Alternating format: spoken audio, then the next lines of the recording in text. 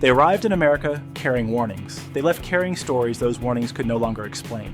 During World Cup 2026, the country described to Europeans as cold, chaotic, and impossible to love kept answering with open doors, effortless kindness, and a way of life that became harder to leave each day.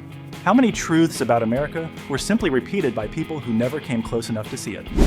America won them over. The first surprise of World Cup 2026 arrived before the opening whistle. It appeared in airport terminals, roadside diners, hotel lobbies, and parking lots filled with strangers who somehow behaved like neighbors. Many European visitors had crossed the Atlantic expecting the America they had repeatedly seen in headlines.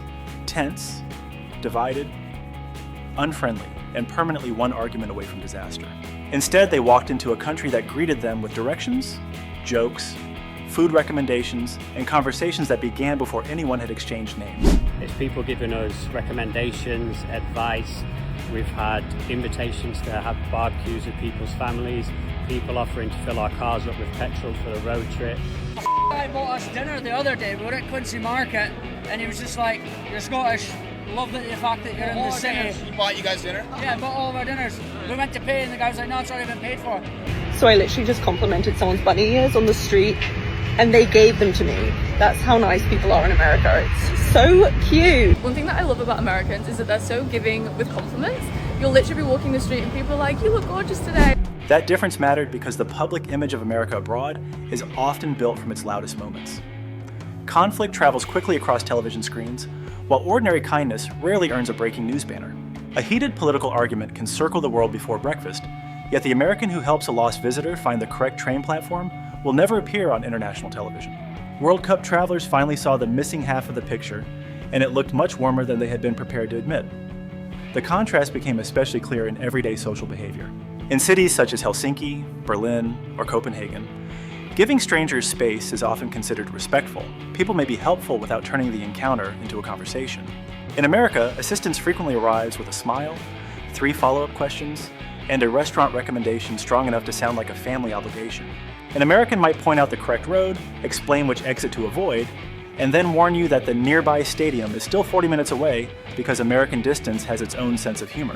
One thing I love about American culture is that we will become your friend after 5 seconds. Like literally all it takes is this, "Hey, I like your shirt. I really love that band." "Oh, for real? Like there's a concert like happening next week if you want to go." Yeah, people waving at me, being so nice and polite. That actually blows my mind.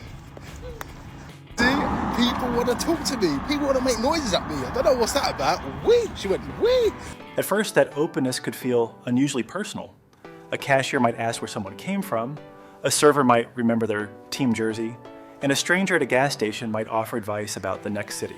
None of these exchanges were grand gestures, yet together they created a feeling that visitors were being welcomed into the day rather than merely processed through it. America did not behave like a polished tourism commercial. It felt friendlier than that because the warmth came from people who had nothing to gain from offering it. World Cup culture made the experience even more memorable. European football traditions are deeply rooted, from the singing stands of Liverpool to the packed match days of Dortmund. The United States added its own unmistakable flavor. Enormous parking lots turned into outdoor parties. Coolers large enough to supply a minor league clubhouse, strangers trading food beneath team flags, and families inviting visitors to join as though an extra chair had always been waiting.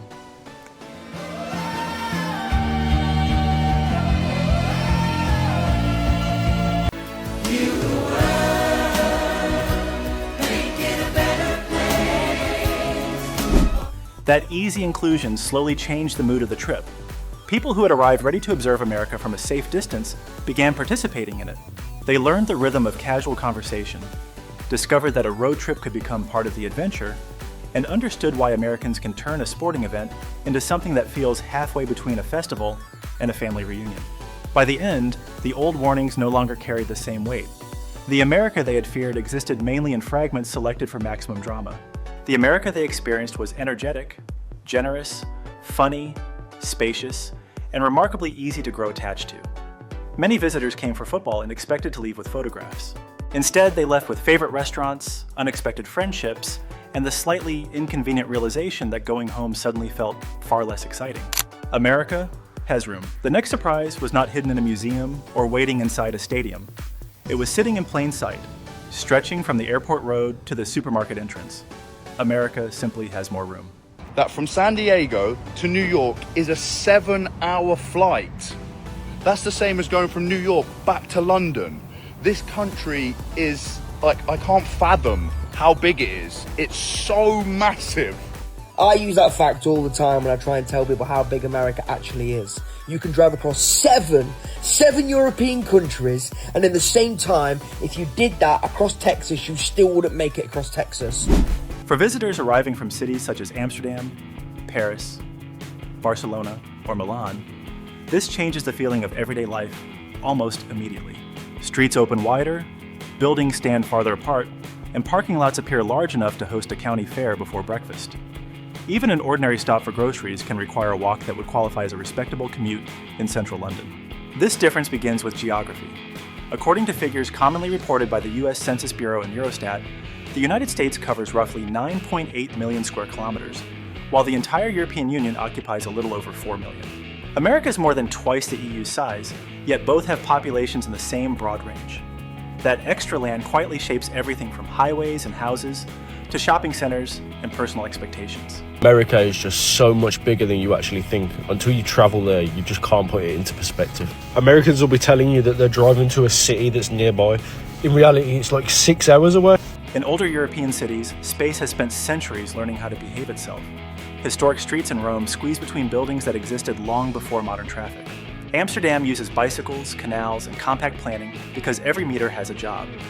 Parisian apartments often make excellent use of limited floor space, although some kitchens appear to have been designed during a disagreement with elbows.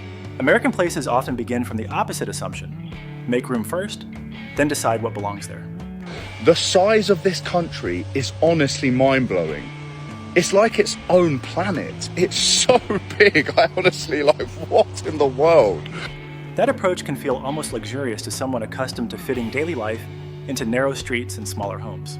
A suburban grocery store may have aisles wide enough for 2 carts, a stroller, and one confused tourist studying 20 kinds of barbecue sauce without causing an international incident.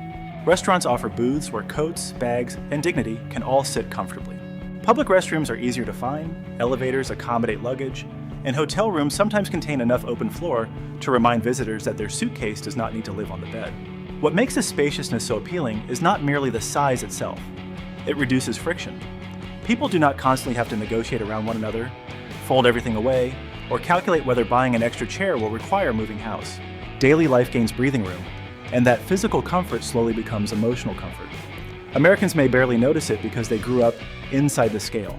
To a European visitor, however, the country can feel as though someone opened the settings menu and increased everyday life to 125%. The drink holders are larger, the refrigerators look prepared for Thanksgiving at all times, and even the family car may arrive with enough storage space to support a minor expedition through Yellowstone. Of course, compact European cities offer their own pleasures.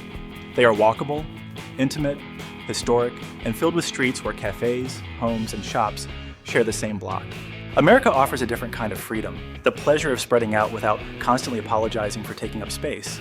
After several weeks, that comfort becomes surprisingly difficult to surrender.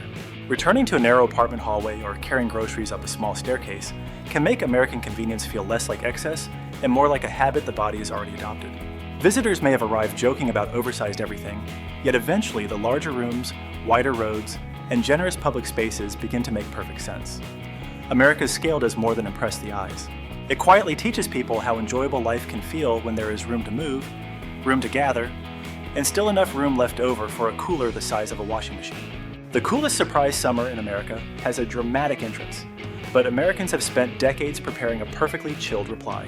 During World Cup 2026, many European visitors discovered that stepping indoors could feel like crossing an invisible border between July and early October. Outside, the pavement shimmered under the sun. Inside, the air conditioning was already working like it had personally declared war on humidity. I'm so jealous of all the AC you Americans have. Hold on, y'all don't have AC back home? I mean, we do in some places, but it's more decorative. They don't really work. Just a second, honey. But as soon as I see this, I know I'm so going to be really happy because I can have like a constant temperature and I don't have any heat at home and it's freezing. So this is like... This was more than a pleasant break from the heat. It revealed a very American idea of comfort. Unpleasant weather may be unavoidable, but suffering through it indoors is considered entirely optional, according to the US. Energy Information Administration, close to 9 out of 10 American households use some form of air conditioning. The International Energy Agency has estimated that fewer than 1 in 10 European households have air conditioning, although adoption has been rising as summers become hotter. That gap helps explain why visitors from London, Amsterdam, or Berlin may treat an air-conditioned bedroom as a luxury, while many Americans regard it as basic household equipment, somewhere between a refrigerator and a front door. Europe's relationship with summer has traditionally been more accepting. In Paris, older apartment buildings often rely on shutters, fans, and the hope that nightfall will eventually remember its responsibilities. In Britain, a week of warm weather can lead to open windows, sold-out electric fans, and national conversations about whether 28 degrees Celsius counts as a crisis. Southern European homes are often better adapted through thick walls, tiled floors, and exterior shutters, yet central cooling remains far less common than it is across the United States. America approaches the same problem with the confidence of a nation that once looked at the desert and decided Las Vegas needed casinos, fountains, and indoor shopping malls. Look at this. Oh, perfect. Oh my God. Isn't it great? Chris! I know, it's my... That confidence becomes especially noticeable during a major sporting event. Visitors may spend hours walking through a fan zone or crossing a stadium parking lot under the afternoon sun, then enter a hotel lobby where the temperature appears to have been selected by someone wearing a business suit in Alaska. The first reaction is usually relief. The second is wondering whether a light jacket should have been packed for July. The humor aside, this culture of cooling changes how people use public spaces. Restaurants remain comfortable through the hottest part of the day. Shopping centers become places to pause rather than places to escape quickly. Hotels, airports, museums, and stadium interiors offer reliable shelter from the weather, allowing families and older visitors to remain active without planning the entire day around the heat. That reliability is what becomes addictive. Comfort no longer depends on finding shade, choosing the right table, or hoping the evening breeze arrives on schedule. The environment has been prepared in advance, and everyday life continues as though the weather has been politely asked to wait outside. I just got 3 things to say. God bless our troops, God bless America, and gentlemen! For many Europeans, this can initially seem excessive. After several weeks, however, the body develops surprisingly strong opinions. A cool room improves sleep, a chilled restaurant makes a long meal more enjoyable, and an air-conditioned car turns a 40-minute drive into recovery time rather than an endurance event. By the end of the trip, visitors may still joke that American buildings feel cold enough to preserve Thanksgiving leftovers until Christmas. Yet beneath the joke sits genuine admiration. America has turned climate control into part of its hospitality, offering people a simple message the moment they step indoors. The heat may own the street, but it does not own your afternoon. America stays open. One of America's most persuasive arguments does not arrive in a speech, a monument, or even a stadium. It glows above a convenience store door at 11:30 at night, quietly announcing that dinner, toothpaste, cold medicine, and a suspiciously large fountain drink are still available. For many World Cup visitors from Europe, this kind of late-hour convenience feels almost rebellious. In Germany, most shops remain closed on Sundays because of long-standing trading laws, apart from limited exceptions such as railway stations, airports, bakeries, and designated shopping Sundays.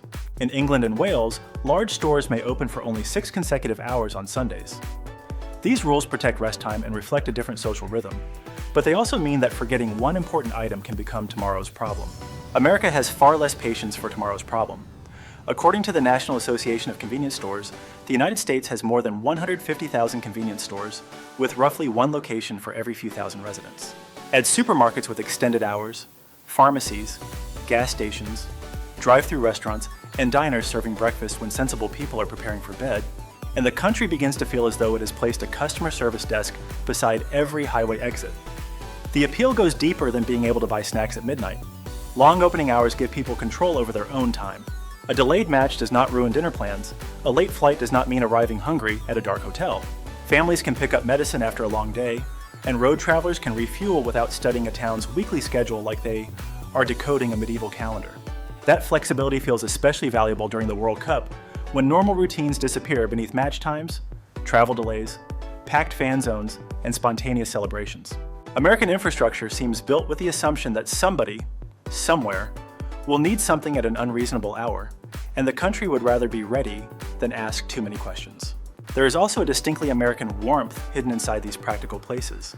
A roadside diner at midnight can contain truck drivers, families, football supporters, night shift workers, and one European visitor still trying to understand why breakfast comes with enough pancakes to require structural engineering. Everyone arrives for a different reason, yet the counter treats them all as part of the same temporary community. Cities such as Madrid and Rome come alive late at night, especially through restaurants, bars, and public squares. Their evening culture is social, walkable, and deeply enjoyable. American convenience follows another pattern. It spreads across highways, suburbs, and small towns, making daily necessities available even where there is no crowded city center nearby. The service follows the traveler rather than waiting for the traveler to find the right district. After several weeks, this freedom becomes surprisingly difficult to surrender. People stop checking whether the pharmacy is still open because they begin trusting that something nearby probably is. They grow accustomed to eating after a late match, buying groceries on Sunday evening, and finding coffee before sunrise without needing a backup plan. That may be one reason America can feel so easy to settle into. The country does not demand that every life follow the same timetable. It leaves the lights on for the parent, the traveler, the worker, and the fan whose match went into extra time. Even at midnight, America seems to say, "Come on in, we figured somebody would need us." Yes, you can return it. Nothing exposes a culture faster than trying to return a shirt that looked heroic under store lighting and deeply questionable once it reached the hotel mirror. For many European visitors, America's response to that small disaster feels almost suspiciously calm. Bring it back, show the receipt, and let everyone move on with their lives. The United States has turned flexible returns into a quiet form of consumer confidence. Policies vary by retailer, but major chains commonly allow customers several weeks to reconsider purchases, while some extend the window during the holiday season. According to the National Retail Federation, merchandise returns accounted for about 14.5% of total American retail sales in 2023. That figure sounds enormous, yet it also reveals how strongly the system is built around reducing the fear of making a bad choice. This matters because shopping becomes emotionally different when every decision does not feel permanent. A visitor can buy shoes for a long match day, test whether they survive several miles of walking, and return them if the fit clearly belongs to someone else's feet. The purchase no longer feels like a tiny legal marriage conducted beside the cash register. European consumers also receive strong protection, although the structure works differently. Under European Union rules, online shoppers generally have 14 days to withdraw from many purchases without giving a reason. Physical stores, however, are usually not required to accept returns simply because a customer changed their mind, unless local law or store policy says otherwise. In France, Italy, or Germany, many retailers still offer exchanges or store credit, but the experience often feels more formal and less automatic than it does at large American chains. American retail culture tends to ask a different question. How can the customer leave without regretting the entire relationship? That mindset appears in generous trial periods, price adjustments, satisfaction guarantees, and employees who often have the authority to solve a simple problem without assembling a courtroom around the service desk. The best version of this system respects the customer's time. Nobody needs a dramatic speech about why the blender sounded like a lawnmower or why the jacket developed an unusual personal disagreement with rain. There is practical wisdom behind the generosity. A painless return can protect long-term loyalty better than forcing one unwanted sale. Customers remember the store that treated them fairly, and they are more willing to shop there again because the risk feels lower. In that sense, the return counter is less a place where money walks backward and more a small investment in trust.